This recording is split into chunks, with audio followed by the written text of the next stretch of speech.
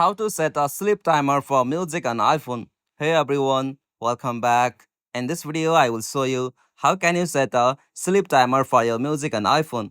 So let's get started. First, you'll have to just open the application clock. Like this application will allow you for the settings. After you open clock, simply from here at the bottom right, tap on timers. From this section, you'll have to just set a timer for what duration you want to just stop the music for your iPhone. Simply set your timer here. After that, at the last one, simply tap on when timers end. Now from here, you'll have to scroll down and at the last, simply tap on stop playing. After that, simply tap on set at the top right. Now from here, simply tap on start.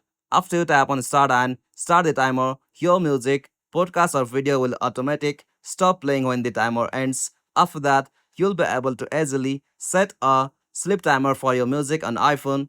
If you found this video helpful, please make sure to like and subscribe for more videos like this. Thanks for watching. Have a good day.